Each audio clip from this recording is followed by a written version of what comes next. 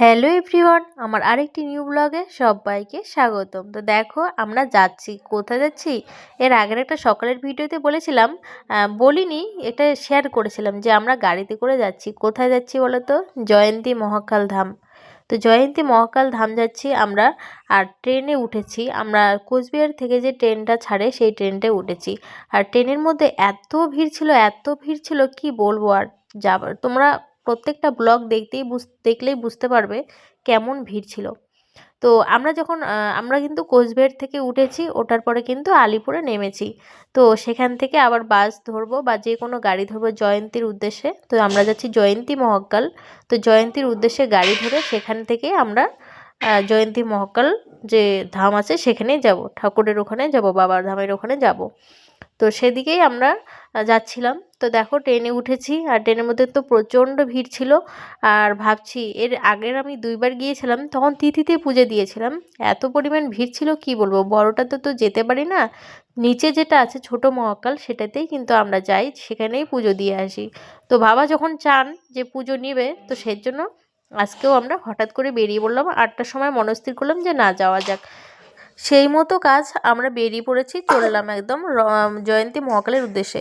তোমরা কিন্তু প্রত্যেকটা ব্লগ দেখবে, অবশ্যই কিন্তু কমেন্ট করে জানাবে কারা কারা গেছো। আর তোমরা প্রত্যেকটা ব্লগ দেখবে কেমন ভিড় ছিল আর কীভাবে যাওয়া যায়, সেটাও আমি তোমাদের সঙ্গে সব কিছু শেয়ার করব। তো সেরকম আমরা ট্রেনে উঠেছি, ট্রেনে করে নামবো হচ্ছে আলিপুরে। আলিপুরে যাওয়ার পর একটা গাড়ি ধরতে হবে, দেখি কোথাকার গাড়ি পাই, সেই অনুযায়ী আমি পরের ব্লগে বলতে থাকবো, তোমরা অবশ্যই যেতে পারবে। আর ওখানে কিন্তু প্রচণ্ড ভিড় হয়, প্রচণ্ড ভিড় হয়। খাবার থাকার কোনো অভাব নেই, তোমরা যদি খাবার খেতে চাও প্রচণ্ড ভাণ্ডার আছে, সেখানে খেতে পারবে। আর থাকারও মানে বিশাল হল রুম করে দিয়েছে, যারা থাকার মানে ইচ্ছা আছে সেখানেও থাকতে পারবে। আমরা যখন এর আগের বার গিয়েছিলাম সেরকমটা ছিল। তো এবারও দেখি এরকমটা যদি থাকে তোমাদেরকে অবশ্যই আমি বলবো। তো সম্পূর্ণ ব্লগগুলো দেখবে, প্রত্যেকটা ব্লগ, তাহলে কিন্তু বুঝতে পারবে।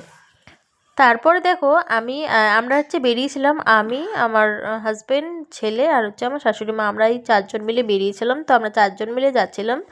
তো ভীষণ মজা হচ্ছিল আর টেনশনও হচ্ছিল যে কীরকমটা থাকবে। আমরা ভাবছিলাম ভিড়টা কম থাকবে, তো দেখা যাক, গিয়ে দেখি কী অবস্থা হয়।